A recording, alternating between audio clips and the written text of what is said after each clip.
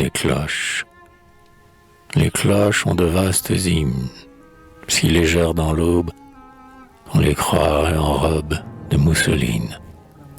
Robe des cloches balancées, cloches en joie et qui épanchent une musique blanche. Ne sont-ce pas des mariées ou des premières communiantes qui chantent? Chaque cloche s'ébranle à son tour.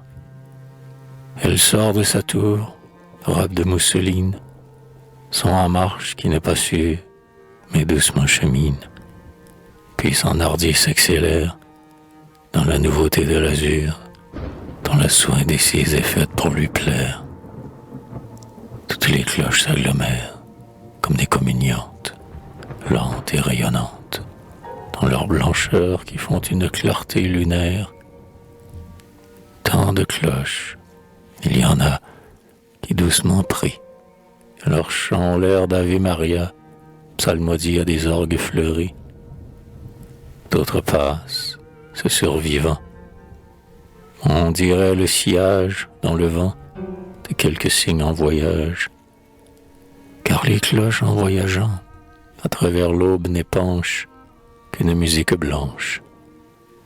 Oh, les douces cloches neigeant, sont-ce les fleurs d'un verger où l'avril irradie? Peut-être aussi qu'il a neigé des hosties. C'est toute une blancheur qui tombe en ouatant son bruit. Et n'est-ce pas la colombe du Saint-Esprit, planement de colombe, qui, pour récompenser les hommes de leurs ailes, laisse choir dans chacune un écho de ses ailes?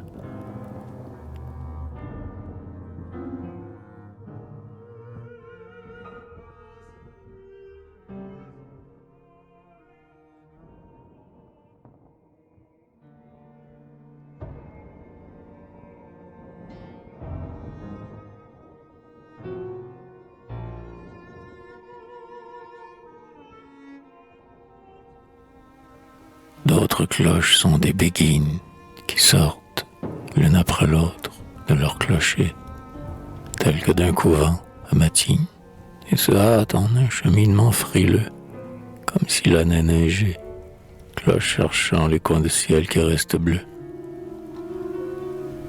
Il en est en robe de bronze qui teinte,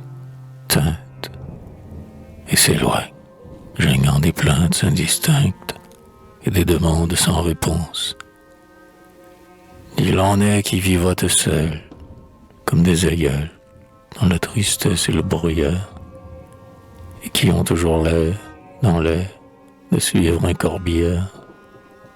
D'autres encore sont des cloches épiscopales, qui, dans les brumes pâles, ont le mépris des carillons légers, trop frivoles vraiment trop passagers, et, pour les absorber, elles font violence en un grand tintement final, à l'heure qui tremble d'avoir mal, et frappe, comme un coup de crosse, le silence.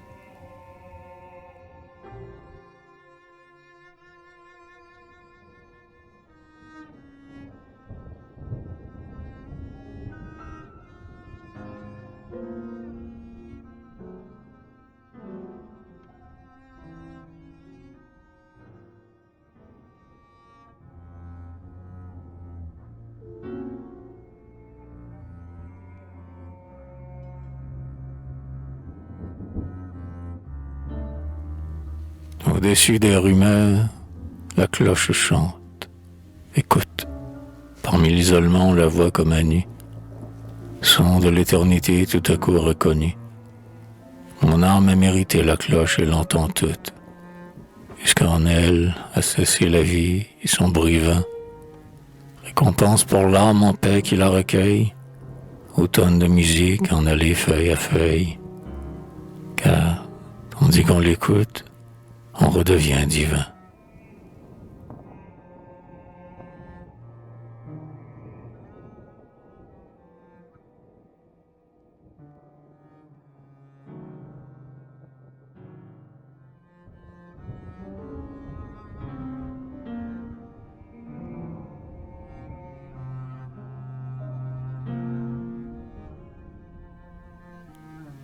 le luxe légué des vieilles villes, des cloches, l'air dolent, ouvrent des écrins dans le firmament, sont comme des gemmes encastrées, parures de joyeuses entrées, et carillons dont les perles se désenfilent, allègres tintements, qui sont de l'or torrentiel, ou de vivaces diamants, allumant leurs facettes sur le velours d'un bleu fané du ciel, les cloches vides des cassettes, dont teinte en scintillant averse le trésor, du Angélus, tocsin ou sonnerie, ce sont, dans l'heure du soir, de ruisselantes pierreries, s'évadant d'on ne sait quel diadème d'or, couronne de musique au front des clochers noirs.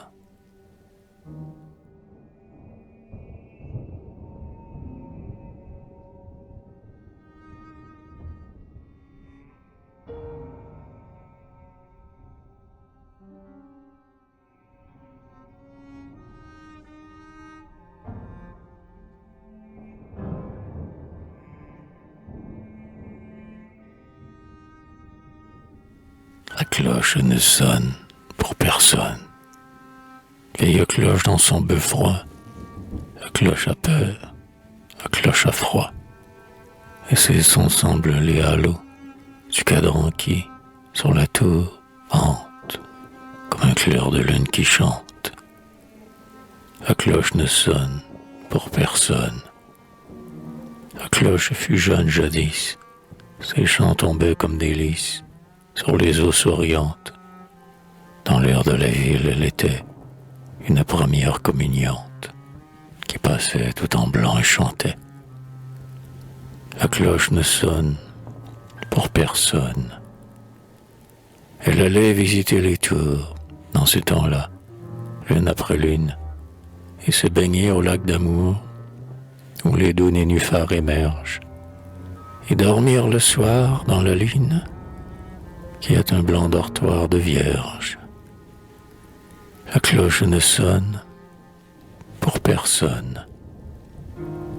La voici valétudinaire, même au timide matin d'eau. Elle n'a plus l'âge d'être poitrinaire, mais dans l'air qui la vit vieillir, ses sons sont les accès de tout, d'une souffrante aïeule qui va bientôt mourir et s'afflige d'être si seule.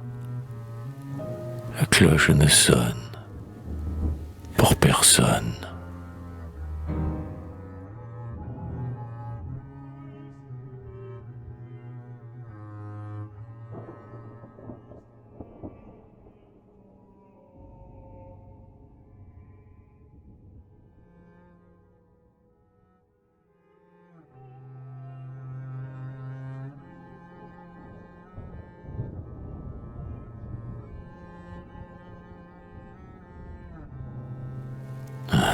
Ces cloches et cette pluie qui se sont obstinées toute la journée et sur mon âme ensemble. Et puis, je rêve de tes tristes choses, d'une orpheline avec sa camériste, comme la vie est triste, vue ici à travers de la pluie et des cloches.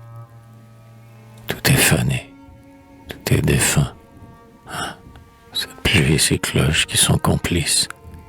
Dans mon âme grise, elles ne font plus qu'un. La cloche décroît, tandis que s'accroît la pluie fine.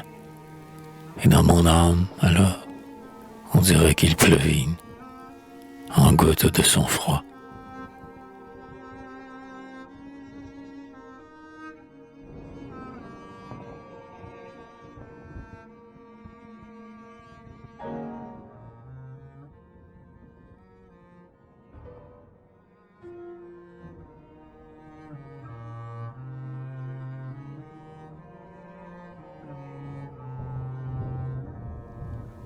Alléluia, cloche de Pâques.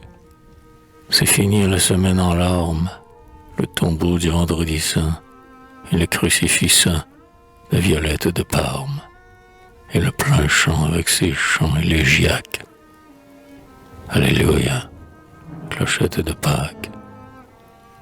Les cloches moururent un peu, étaient souciées d'un coup de lance, comme leur Dieu.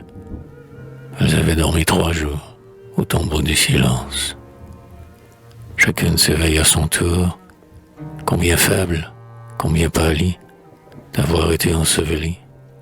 Et, comme d'un sépulcre, elle sort de sa tour. Toutes chantent, ressuscitées, et l'aube en est plus argentée, à la place, dans l'air, où leur vol s'appuya. Cloche de Pâques, Alléluia. Elles semblent en robe blanche, cloches qui sont dimanche. Même celles des vieux clochers ont l'air d'avoir mis des tulles légers sur leurs jupes de bronze opaque. Alléluia, cloche de Pâques. Une procession s'organise dans l'air, déjà compacte et brillante. Procession des cloches qui s'accélèrent. Cloches qui sont décommuniantes. Cloches comme des croisés qui chevauchent. Cloches graves comme l'évêque sous le dais. Cloches chantant comme des basses. Puis c'est un arrêt presque humain de toutes les chantantes cloches en chemin, comme s'ils les attendaient à un carrefour de l'espace, un reposoir orné de tulles et de tuyas. Cloche de Pâques, Alléluia. Ces cloches dans l'air balancées sont nos robes d'enfants recommencées. Toutes les candeurs que nous avons eues, mortes et ressuscitées, comme Jésus. Ah, notre vie ainsi ébruitée. C'est le passé déjà si vague qui s'en revient, qui se rapproche. Et dans notre âme aussi, ressuscitent des cloches. Alléluia, cloche de Pâques.